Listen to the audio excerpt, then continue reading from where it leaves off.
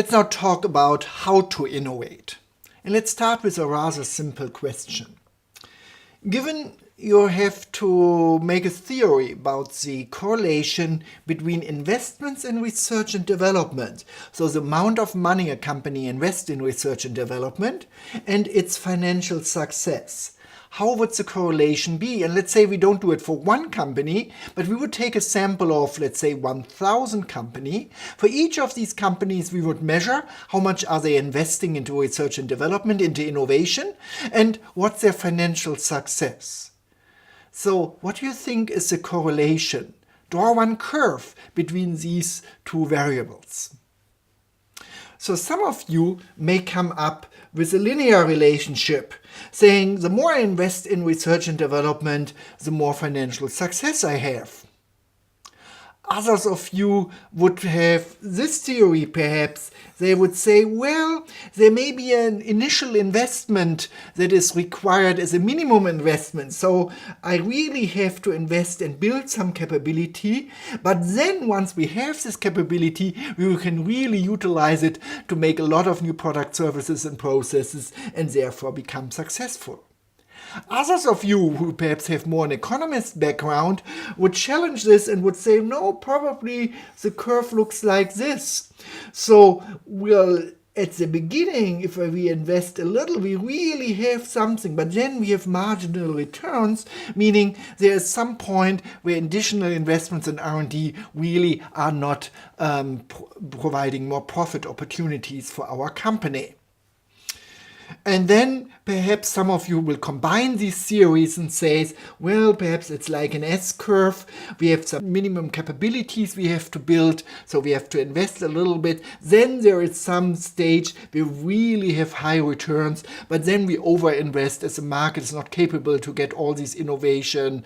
We are not capable to have so many ideas, and this is where we start to burn money. So whatever your theory it is wrong. There's been a lot of study by scholars like me on this relationship, and actually the only thing what we academics found about this relationship is the following: there is no relationship.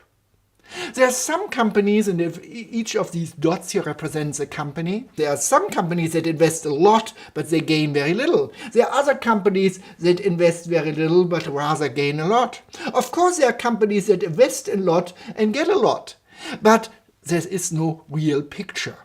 And this has been proven by a lot of statistics and meta-analysis. There is no relationship between R&D input and output on an aggregated level.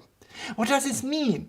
Which of the companies would be the one you really would like to work? That one probably is pretty good. This one, however, is better. They get almost as much but invest much less. So in the end, we want to be on all these companies, somehow here on the outer curve, that seem to be better than their peers. And this is while the study of innovation management very much is a study of best practices. As we would go and really then study these companies and try to understand what they do differently in organizing innovation and managing innovation compared to those companies which are somehow having the same investments but get much less. We also would study what they are doing better than those companies that have the same output but much more input. And as a part of this, if you read about innovation in the popular press, you find a lot of focus on these best practices, proven methods of successful innovation, and you find all these lists of the most innovative companies. And I actually didn't care to get a very recent one. Just go into the internet and Google top innovators list and most innovative companies, and you find a recent edition of these lists. So this is one by Forbes, that's another one by MIT Technology Review, and they say these are 50 of the most innovative companies finding innovative solutions to new challenges. And this is exactly the appeal of these lists, that we want to see what are the companies that are placed number 1 or 2 on these lists, what are they doing differently than their peers with regard to organizing innovation. Also, as part of this, a lot of what innovation management researchers is doing is really going into companies and asking executives and managers, how do you really execute innovation? We do innovation audits, we do benchmarking reports. And here are just some perhaps insightful numbers from one of these surveys. This is a survey that's done frequently by Boston Consulting Group with Business Week. And again, I didn't really bother to take the most recent numbers, as more or less the message is always the same. First, one of the questions always is, how does innovation really rank among your company's strategic priorities? And as you see, for many companies, it's either the top or one of the top 3 priorities. So this is quite obvious. Think of the reasons we discussed in another module, why companies have to innovate to differentiate themselves in the market, but also become cost efficient. On the other side, relating to what I said earlier on the relation between R&D investments and outcomes, we see here the comparison over 3 years. And we see that in average, companies are a little bit more successful with the return of innovation. But still, there are really almost 50% of the companies say, no, we are actually not satisfied, or even worse, we really can't say. We are not sure if really what we invest is translating into appropriate returns. How you measure the success of innovation. Previously, I just talked very broadly about profitability or financial success. If we go a little bit more narrowly and look into drivers and metrics, really how to measure success, the overall success factor actually is customer satisfaction. As the idea is that on the long term, the objective of innovation is to serve customers better, to give them products not existing before, to solving unmet needs and problems of customers. And this, of course, should then translate in overall revenue growth, meaning my company is differentiated and has a competitive advantage.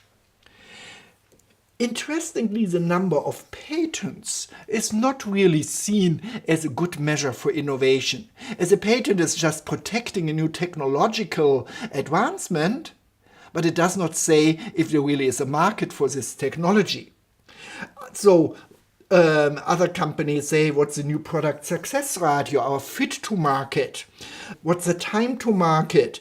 Some just count the number of new products. There's one, and this is here the third measure. This is actually one metric that is used, in my experience, quite often. The percentage of sales from new products or services. Very often, chief executives even give an objective to their organization saying, I expect you that from you, my employees, that in each business unit, at least 20, 25, 30% of all revenues come from products which are not older than 2 or 3 years. And with this, chief executives signal to their organization that innovation matters, that really their employees should care about to innovate and not just rest on the fruits of past activities.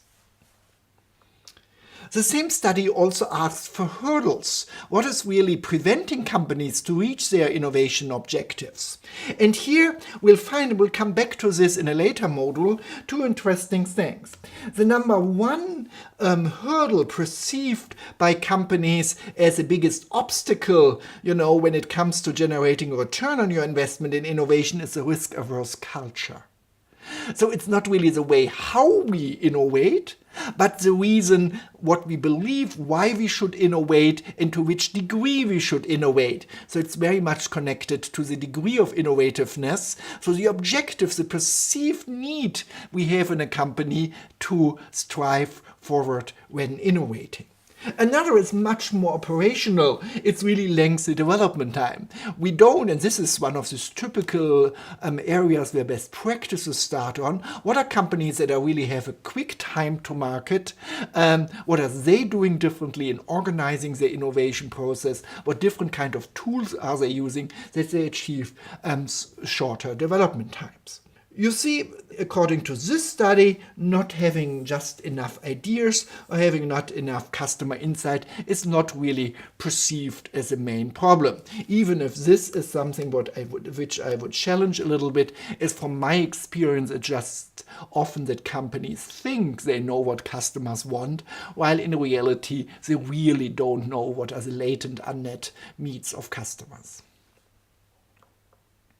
So, to summarize, innovation management as a discipline in management research, what academics like me do, is really one of the strong activities is to identify success factors and on the one hand side and hurdles on the other to achieve a high return on innovation spending. And then this translates into the development or description of corresponding tools and methods to transfer these best practices in a larger set of companies.